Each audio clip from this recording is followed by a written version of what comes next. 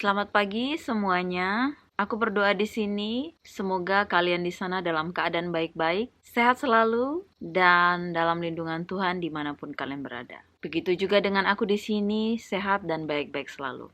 Tadi salamku, aku bilang selamat pagi karena di video-video yang lalu kan aku melihat selalu selamat sabat karena tadinya videoku yang ini ya di channelku yang ini akan aku buat videonya itu setiap hari Sabtu karena kan pandemi ini nggak ke gereja, jadi apa yang aku baca aku share seperti itu. Tapi karena aku sudah berganti, maksudnya jadi setiap hari saja, bukan hari Jumat malam atau Sabtu gitu videonya aku ganti. Jadi kalau misalnya aku bikin videonya itu setiap pagi untuk hari biasa gitu, jadi ya selamat pagi. Tapi kalau pas hari Sabtu atau hari Sabat, jadi aku buat hari Sabat seperti itu ya. Supaya jadi jangan, aku juga tersadar seperti kayak jangan mengurang-urangi apa yang di Alkitab ini atau bagaimana. Ya memang mungkin kalian di sana kalau misalnya videoku hari Sabtu, kalian nontonnya misalnya hari Senin, hari Sabtu itu sama. Tapi ini untuk diriku sendiri karena kan aku bikin videonya itu setiap hari kapan gitu. Jadi akan aku tahu. Di situ salam-salamnya dari hari Minggu sampai hari Jumat selamat pagi gitu kalau harus pagi gitu. Tapi kalau misalnya pas hari Sabat atau hari Sabtu, nah itu aku bilang hari Sabat. Jadi kita lanjutkan sekarang untuk di sini ya. Video yang lalu itu terakhir love your enemy ya. Di bahasa Inggris dia bilang love your enemy. Ya, love your enemy is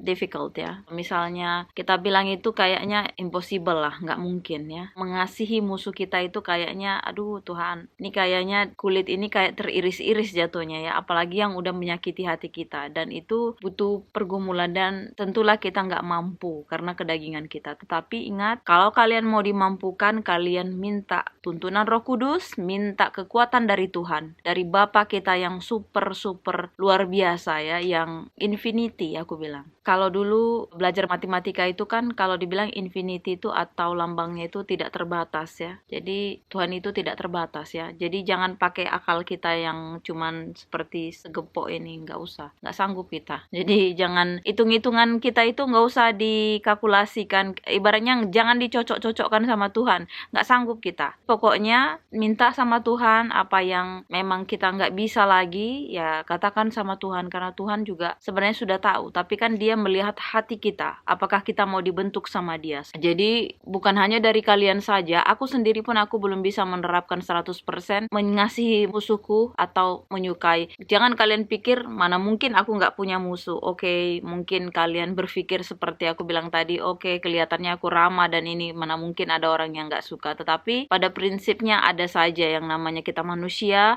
masih di bumi, masih menginjakkan kaki di tanah ini, itu semua orang tidak akan pernah juga sama atau sekata dengan kita. Ada aja juga yang perselisihan, bukan hanya dari teman atau dari luar ya, dari suami kita, dari saudara kita ya, bahkan dari teman-teman kita juga. Jadi selama kita masih menjadi seorang manusia, insan yang berdosa di dunia ini, kita di sini diminta untuk tetap tenang, berdoa sama Tuhan, minta kekuatan, kebijaksanaan, akal budi hikmat, dan kita bisa menjalani kehidupan ya. Walaupun ada yang jahatin atau apapun, kita lebih berhikmat, kata Tuhan. Dan kita mungkin gak bisa 100% mengasihi musuh kita, at least kita jangan menyimpan dendam di hati kita, jangan menyimpan rasa ingin membalas atau apapun ya. Kecuali kalau memang itu maksudnya untuk perdamaian, mungkin akan kedua belah pihak akan keras-kerasan ngomong dan sebagainya, tapi at least kalian harus minta seseorang yang atau pemuka agama atau siapapun ketua atau apa untuk mendamaikan sehingga itu berjalan dengan baik gitu ya. Urusan masing-masing lah, kalau udah didamaikan nggak damai juga itu kan. Makanya aku bilang berdamai dengan diri kita sendiri. Jadi kita kalau udah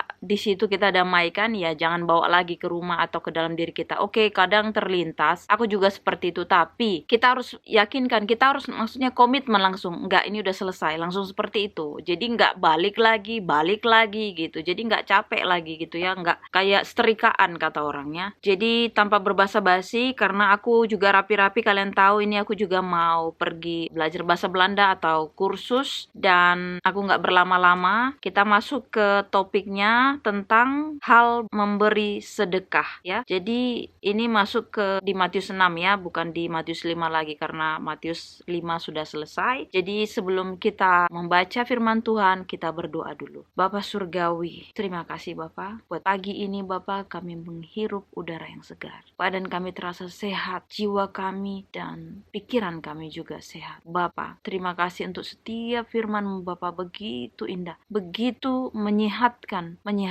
tubuh dan jiwa kami, menyehatkan pikiran kami juga. Bapa, kalau mengandalkan diri kami ini, kami nggak mampu. Mencintai musuh kami nggak mampu. Bapa, di dalam-Mu tidak ada yang tidak mungkin. Mampukan kami Bapa, beri kami kekuatan, beri kami hikmat kebijaksanaan dari surga. Karena apapun yang Engkau berikan selalu yang terbaik. Bapa, saat ini anak-anak-Mu di sini akan membaca firman-Mu kembali. Biarlah apa yang Engkau ingin sampaikan Bapa, esensi atau maksud-Mu Bapa, untuk kami lakukan di dalam kehidupan kami bisa jalankan. Bapa, berkenanlah atas kami kehadiran-Mu, kehadiran Roh Kudus, memberikan kami kesejahteraan, memberikan kami kedamaian. Kami berdoa dan mengucap syukur Bapa, di dalam nama Tuhan Yesus yang hidup. Amin. Kita baca di Matius 6 ayat 1 sampai 4. Hal memberi sedekah. Ingatlah, jangan kamu melakukan kewajiban agamamu di hadapan orang supaya dilihat mereka. Karena jika demikian, kamu tidak beroleh upah dari Bapamu yang di sorga. Jadi, apabila engkau memberi sedekah, janganlah engkau mencanangkan hal itu seperti yang dilakukan orang munafik di rumah-rumah ibadat dan di lorong-lorong, supaya mereka dipuji orang.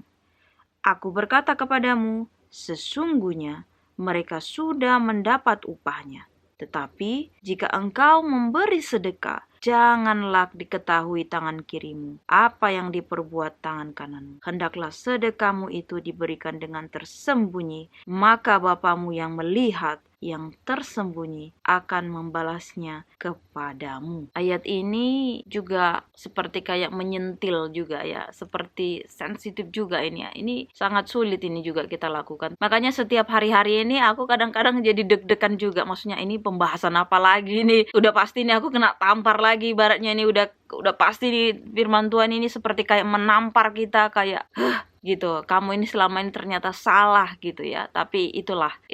Tetapi seperti kembali lagi aku bilang, Tuhan kita bukan sembarang Tuhan. Terbukti pada saat seorang wanita yang kedapatan berzina dan dibawa kepada Tuhan Yesus, sekalipun dia berdosa dihadapkan kepada Tuhan ya, waktu perempuan itu udah mau dirajam, mau dilempari, sudah kedapatan berdosa karena pada saat itu kedapatan kelihatan gitu loh. Tapi Tuhan kita adalah Tuhan yang adil. Tuhan kita adalah Tuhan yang penuh kasih, yang kalau ada di atas kata-kata kasih, di atas kata-kata baik, itu pasti akan, itulah yang bisa disematkan kepada Bapa kita yang luar biasa itu. Dia hanya bilang siapa yang tidak mempunyai dosa, hendaklah dia yang melempar pertama kali wanita ini. Aku di situ waktu kalau nonton apalagi filmnya itu, aku tuh kadang-kadang kayak netes air mata ya, kayaknya itu aku gitu loh. Ya jadi mungkin pada saat orang yang seperti nunjuk atau mempoin kita pada saat itu kayaknya merasa paling suci ya. Tapi pada saat Tuhan, suara Tuhan sudah berkata, tidak ada seorang pun yang luput dari yang namanya dosa. Jadi seperti aku bilang, mungkin mereka nggak melakukan dosa itu, tapi dosa yang lain kan mereka lakukan ya. Tetapi di sini marilah kita, seperti aku bilang, introspeksi. Look to yourself. Lihat dirimu. Siapa dirimu? Benarkah dirimu? Sucikah dirimu? Kalau kamu udah suci, kamu nggak butuh Tuhan gitu. Dan kalau udah suci itu sebenarnya kalau mau dibaca di Alkitab itu udah kayak seperti Henok ya, yang nggak punya dosa, dia udah diangkat ke surga. Jadi yang di dunia-dunia ini kita semua sama, orang-orang berdosa, orang-orang yang kedagingan ya, tanpa kasih sayang karunia yang sudah Tuhan berikan ya, yang dia memberikan anaknya yang tunggal mati menebus dosa-dosa kita. Itu kita tuh nggak berhak yang namanya keselamatan. Tapi karena Tuhan, Yohanes 3 ayat 16, karena begitu besar kasih Allah akan dunia ini, sehingga Ia mengaruniakan anaknya yang tunggal, supaya setiap orang yang percaya kepadanya tidak binasa, melainkan beroleh hidup yang kekal. Di sini aku nggak mau berbanyak-banyak ya, karena sensitif sekali juga ya. Artinya ada yang persepsi lain, kadang-kadang ada orang mungkin yang mau menyumbang, terus dia taruh vlog. Ada yang memang persepsinya kalau seperti ini, kalau tangan kananmu memberikan sesuatu, jangan sampai diketahui oleh tangan kirimu. Tetapi di sini ada yang seperti sifatnya begini, untuk kayak jadi berdampak, atau seperti kayak kan kejahatan itu menular ya. Apa yang kita selalu negatif itu kan juga bisa berdampak kita. Jadi kalau kita yang nontonan yang baik, kita lihat ada orang nyumbang, membantu dan sebagainya, kita tuh jadi tergerak juga. Nah, itu juga bisa. Satu hal sebenarnya esensi dari sini bukan menunjukkan riak atau seperti kayak mau membanggakan diri supaya dipuji orang. Satu hal, kalau kita pun mau misalnya konten untuk menyumbangkan, itu bukan kita harus mention ini kebaikan Tuhan juga gitu, sehingga gak riak ya. Kalau kita hanya telan bulat-bulat ayat ini, oh kamu salah, pasti gitu, Tuhan gak suka gini-gini, padahal maksud kita bagaimana kita tunjukkan ke orang berkat yang sudah Tuhan kasihkan ke kita. Kita mau share supaya orang-orang di luar sana yang belum terbuka hatinya juga mengikuti jejak kita, atau mengikuti apa yang kita lakukan untuk yang positif ya, bukan negatif. Nah, jadi kita mau tahu di sini, makanya esensinya maksud Tuhan itu apa sih di sini di ayat ini gitu. Jadi kalaupun kita juga doa, jangan kita kayak pamer-pamer gini segala macam. Kayak ini juga, si Uli kan doa pagi-pagi mau pamer-pamer. Nah, mungkin kalian akan jadi judge seperti itu ya, tapi whatever, nggak apa-apa. Itu semua orang kan bebas berpikiran yang seperti itu. Tapi di sini aku juga ibaratnya kayak doa seperti ini, men-share, karena aku ingin kalian di sana juga merasakan apa yang aku rasakan. Aku bukan merasakan kayak wah berkat berlimpah yang selalu jatuh plok gitu, kayak emas berlian intan semua ya, intan permata berjatuhan dari surga yang aku rasa, bukan gitu ya, bukan seperti kayak gitu. Tetapi yang aku rasakan adalah kasih karunia Tuhan, bagaimana penyertaan Tuhan tidak putus-putus.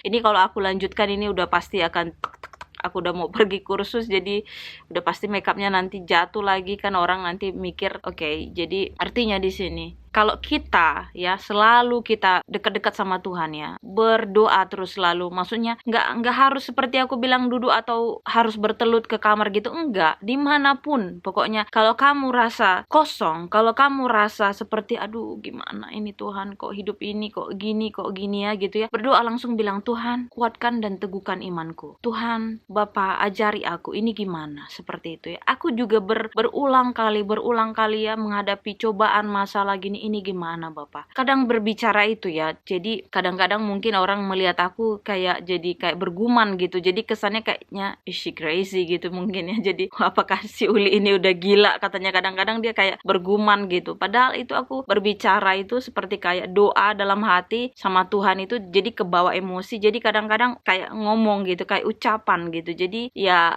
mungkin sedikit aneh, tapi ya seperti itulah. Kadang-kadang aku juga kayak, makanya dibilang ada pernah aku baca artikel, kadang-kadang mungkin bagi orang yang mungkin aneh, tapi ya seperti aku bilang, orang yang sering mengajak bicara dirinya sendiri ya, tapi itu harus dibarengi dengan yang namanya Tuhan, dengan yang namanya pimpinan Roh Kudus. Nah, karena orang yang di luar kita, maksudnya yang tiba-tiba ngelihat kan, orang pasti mikir ini crazy gitu, ini udah gila kali ngomongnya sendiri gitu, kayak bergumam gitu ya. Jadi ya mungkin ini sangat di luar dari apa, tapi kadang seperti aku jadi kayak terbiasa aku ngajak ngobrol diriku sendiri, dan aku seperti kayak bicara juga sama Tuhan gitu. Tapi kan kesannya jadinya kita kayak ngomong sendiri atau apa ya. Jadi ya kembali lagi itu persepsi masing-masing. Tapi setiap kalian membawa diri kalian kayak, maksudnya bicara dengan diri sendiri itu kayak introspeksi gitu loh, kayak check yourself gitu. Ini what problem in my heart, what's problem in my mind gitu loh. Apa yang di dalam pikiran gue, apa masalahku gitu loh. Kenapa aku sih, misalnya contohnya sedikit aja kesalahan atau orang atau bagaimana ngomong, kenapa aku begitu sensitif, kenapa begini gitu. Jadi